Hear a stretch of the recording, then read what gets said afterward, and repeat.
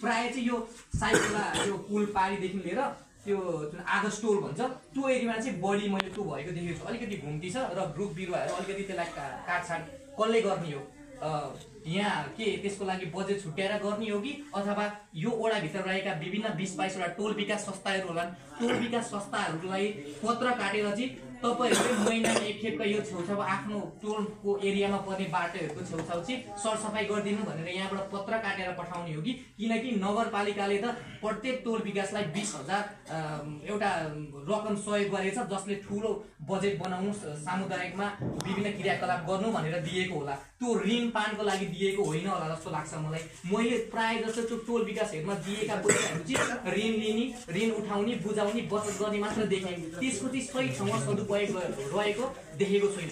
करिब 20-22 वटा टोल विकास होला। अब यसमा ओडाले चाहिँ के गर्न सक्ला त? त्यसको लागि विभिन्न क्रियाकलापहरु गराउन सक्ला। त्यहाँका टोल विकासका अध्यक्ष अथवा सदस्य अथवा त्यहाँका समुदाय मार्फतबाट एउटा कुरा त हो। अर्को कुरा पोल बत्तीका कुराहरू। हामीले नगरपालिकामा गएर कर बुझाउँदाखेरि, जग्गाको उपभोग गरे बापत बुझाउँदाखेरि त्यहाँ पोल बत्ती भनेर पोल बत्ती भएको ठाउँ पनि नभएको ठाउँको पनि त्यहाँले कर काट्दो रहेछ। त्यो मैले अस्ति भर्खर मैले पनि थाहा भएको, मलाई थाहा थिएन। म चाहिँ के लाग्थ्यो भने पोल बत्ती भएको ठाउँको मात्रै पैसा लिन्छ होला भन्ने सोचेथे, तर नभएको ठाउँको पनि खेत जग्गाको पनि लिँदो रहेछ। अब त्यो लिँदै गर्दा, कर लिँदै गर्दा अब हाम्रा घर वरिपरि भएका बाटो सडकहरुमा चाहिँ बत्तीहरु बलेको देखिएन। चाहे विभिन्न प्राविधिक समस्या होला, अब त्यो अलिकति टेक्नोलोजी कुरा भएको कारणले गर्दा बेला बेला बिग्रिने, पानी पर्दा बिग्रिने, चट्याङ आउँदा बिग्रिने होला। त्यसको लागि त अब ओडाले हो कि नगरले हो, कसको मातहतमा हो त्यो त त्यसलाई बनाइरहनु त पर्यो नि त बेला बेलामा त्यो पोल बत्तीहरु, किनकि त्यहाँ त प्रत्येक वर्ष कर काटिरहेको छ। अब नगरले काटेको पनि नगरले पठाउने हो कि हैन, नगरको मातहतबाट ओडालाई पठाउने हो कि, त्यसमा पनि ध्यान आकर्षण गर्न चाहन्छु। अनि ओडाभित्र रहेका विभिन्न अधिकांश युवाहरूको लागि खेलकुद, जुन अहिले युवा पुस्ताहरूमा चाहिँ विभिन्न यो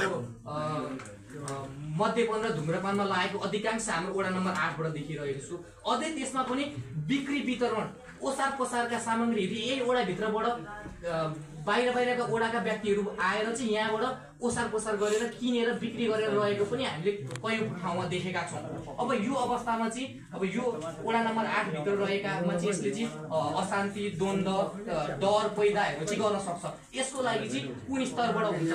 अब युवाहरूसँग जनप्रतिनिधिको समायोजनमा हुन्छ कि के गरेर हुन्छ? अब संयोजन भएर युवाहरूसँग मिलेर चाहिँ त्यो के गतिविधि भइरहेछन्, त्यो गतिविधि गर्ने मान्छे को हुन्, त्यसलाई अप्ठ्याएर प्रहरी कार्यालयसम्म पुर्याउने कि अब के सजाय गर्ने, यस्तो कुरामा पनि म ध्यान आकर्षण गर्न चाहन्छु।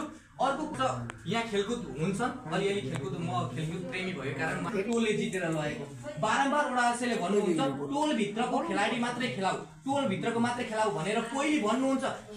तर खेल खेल्ने बेला चाहिँ लिङचुम्बुङ गाउँपालिकाको, ताप्ली गाउँपालिकाको, खोटाङका खेलाडीहरू आएर चाहिँ यहाँ खेल्ने गरिरहेका छन् र पुरस्कार वितरण गर्ने क्रममा चाहिँ पहिले चाहिँ म त्यो बसाइसराई लिएर आऊ भनेर भन्नुहुन्छ, अनि लास्टमा पक्कै छैन लिङचुम्बुङ र ताप्लीका खेलाडीसँग त कहाँबाट होला र यहाँको वडा नम्बर 8 को, र लास्टमा चाहिँ झगडा गरेर दिनै पर्ने हुन्छ। अब त्यो समस्यालाई कसरी समाधान गर्ने हो हैन? धेरै पटक यो खेलकुदका विषयमा पनि धेरै द्वन्द्वहरू सिर्जना भए पुरस्कार वितरणको क्रममा। अब यो चाहिँ वडा अध्यक्ष ज्यू अनि जनप्रतिनिधि ज्यू र खेलकुद का समिति ज्यूहरू, अध्यक्ष ज्यूहरू को हुनुहुन्छ, अब उहाँको मार्फतबाट पनि यसको बारेमा चाहिँ जानकारी गराइदिनु होला।